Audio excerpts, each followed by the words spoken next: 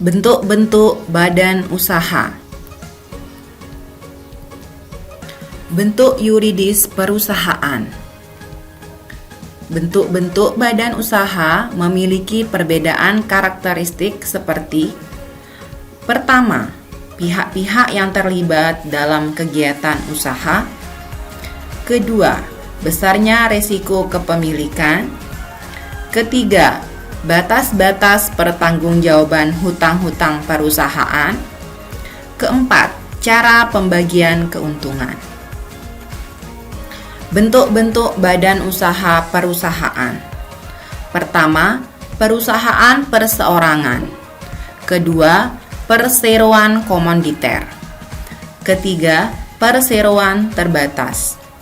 Keempat, badan usaha milik negara. Kelima, koperasi.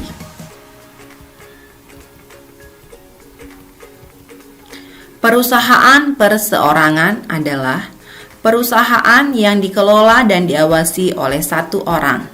Contoh, Harko, Sinar Bahagia, dan Hikmah. Kelebihan dan kelemahan perusahaan perseorangan. Kelebihannya, pertama, mudah dibentuk dan dibubarkan. Kedua, bekerja dengan sederhana atau relatif. Ketiga, pengelolaannya sederhana atau relatif. Keempat, tidak perlu kebijakan pembagian laba. Sedangkan kelemahannya adalah: pertama, tanggung jawab tidak terbatas. Kedua, kemampuan manajemen terbatas atau relatif. Ketiga, sumber dana terbatas pada pemilik. Keempat, resiko kegiatan perusahaan ditanggung sendiri. Perseroan komanditer atau CV adalah persekutuan yang didirikan oleh beberapa orang atau sekutu yang menyerahkan dan mempercayakan uangnya untuk dipakai dalam persekutuan. Sekutu dalam perseroan komanditer dibagi menjadi dua. Pertama, sekutu komplementer. Kedua, sekutu komanditer. Sekutu komplementer atau CV adalah orang yang bersedia memimpin perusahaan dan bertanggung jawab penuh atas kekayaan pribadinya. Sekutu komanditer pada CV adalah sekutu yang mempercayakan uangnya dan bertanggung jawab terbatas pada kekayaan yang diikutsertakan dalam perusahaan tersebut. Kelebihan dan kelemahan perusahaan komanditer. Kelebihannya, pertama, modal yang dikumpulkan relatif lebih banyak. Kedua, kemampuan untuk memperoleh kredit lebih besar. Ketiga, manajemen dapat didiversifikasikan. Keempat, kesempatan untuk berkembang relatif lebih besar.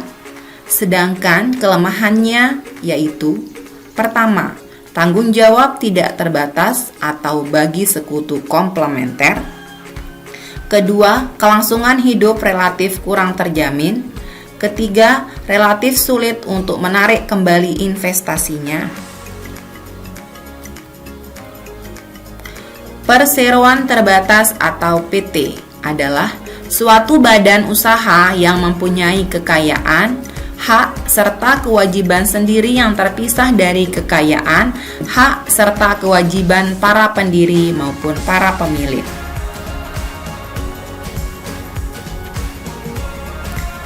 Kelebihan dan kelemahan perseroan terbatas. Kelebihannya, pertama, kelangsungan hidup perusahaan relatif terjamin. Kedua, terbatasnya tanggung jawab sehingga tidak menimbulkan risiko bagi kekayaan pribadi maupun kekayaan keluarga pemilik. Ketiga, saham dapat diperjualbelikan dengan relatif mudah. Keempat, kebutuhan modal yang lebih besar akan lebih mudah dipenuhi sehingga memungkinkan perluasan usaha. Kelima, pengelolaan perusahaan dapat dilakukan dengan lebih efisien. Sedangkan kelemahannya yaitu: pertama, rahasia tidak terjamin. Kedua, kurangnya hubungan yang efektif antara pemegang saham. Sifat perseroan terbatas. Pertama, perseroan terbatas terbuka, artinya menjual saham di Bursa Efek Indonesia. Kedua, perseroan terbatas tertutup, artinya saham dijual di kalangan sendiri, seperti kalangan keluarga, kerabat, dan teman. Badan usaha milik negara adalah semua perusahaan dalam bentuk apapun dan bergerak dalam bidang usaha apapun yang sebagian atau seluruh modalnya merupakan kekayaan negara. Contoh, Pelindo 3, Pertamina, kereta api, dan lain-lain. Koperasi adalah suatu bentuk badan usaha yang beranggotakan orang-orang atau badan hukum koperasi yang melandaskan kegiatannya pada prinsip koperasi sekaligus sebagai gerakan ekonomi rakyat yang berdasar atas asas kekeluargaan. Prinsip koperasi. Pertama, keanggotaan bersifat sukarela. Kedua, pengelolaan dilakukan secara demokratis. Ketiga, pembagian sisa hasil usaha dilakukan berdasarkan jasa masing-masing anggota. Keempat, kemandirian. Karakteristik koperasi. Pertama, lebih mementingkan keanggotaan. Kedua, anggotanya bebas keluar masuk. Ketiga, merupakan badan hukum yang menjalankan usaha untuk kepentingan anggota. Keempat, kekuasaan tertinggi di dalam rapat anggota. Pengelompokan koperasi. Pertama, koperasi produksi. Kedua, koperasi konsumsi. Ketiga, koperasi simpan pinjam. Keempat, koperasi serba usaha. Lembaga keuangan. Pertama, bank.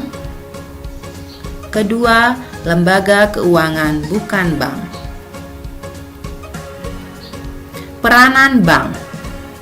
Peranan dalam negeri yaitu untuk memenuhi kebutuhan ekonomi dalam bentuk penyediaan dan pengelolaan uang yang antara lain meliputi administrasi keuangan, perdagangan, perkreditan, kiriman uang, dan pengawasannya.